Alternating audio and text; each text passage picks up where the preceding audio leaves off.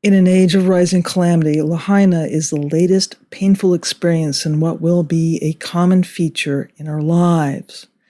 We will see much more of these heartbreaking disasters, large and small, in increasing frequency in the years to come. That fate has been baked in for us, and we will have to learn to come or overcome each event as they unfold. That's just the reality in the cards handed to us. In light of this, I have a question to ask. I think we're at a crossroads of sorts, one of outlook that every community and nation will have to choose. It's embodied in two very different pastoral voices. I'm going to provide examples of each, and I would like you to consider the following questions. Of the two, who would you feel most comfortable inviting to a family gathering? And of the two, who would you feel most comfortable amongst your friends?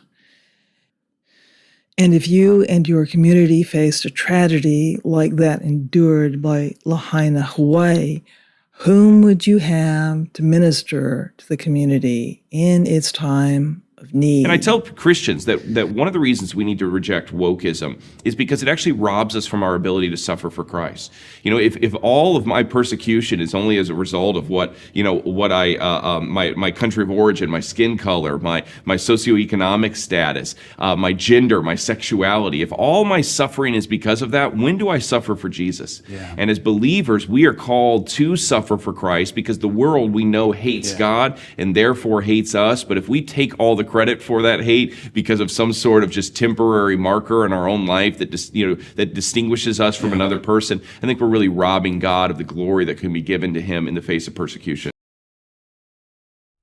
Hey folks, Gway. So some of you have been asking me, what do I think about what's going on in Texas? How do we justify keeping struggling people out? And we're putting up fences, and we're putting up walls. And this is absolutely counter. If there's a theme throughout Jesus' teaching, it's absolutely love. But it's love demonstrated through radical hospitality. Right? Hospitality is an art form. It's why you see passages like, welcome in the foreigner, don't reject the stranger, treat them like family, treat them like one of your own.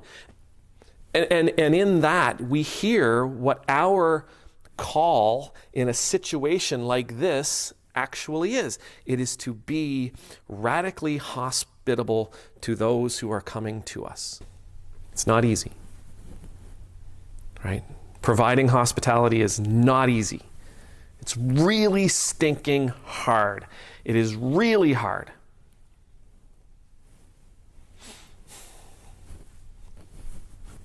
Doesn't matter though.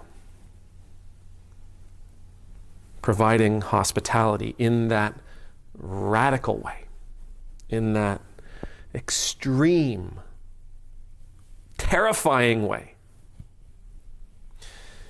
in that incredibly sacrificial and Christ-like way, is what we are asked to do. When push comes to shove, we could actually just strip all the theological trappings from each of these outlooks because they embody very distinct views of the world and the nature of the world. One is really very much motivated to achieving a political end, whereas the other one is not. And depending on the choices we make, one or the other will be the dominant force in the world we're now living in. Yeah. And as believers, we are called to suffer for Christ because the world we know hates God and therefore hates us. It's not easy, right? Providing hospitality is not easy. It's really stinking hard. It is really hard.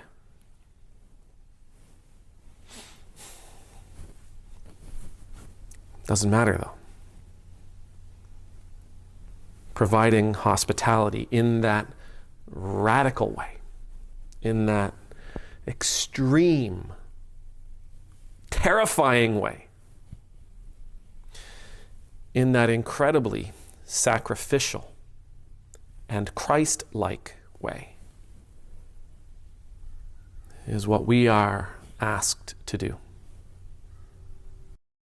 I grew up in a world where Christianity was, to a large degree, embodied by the likes of Martin Luther King.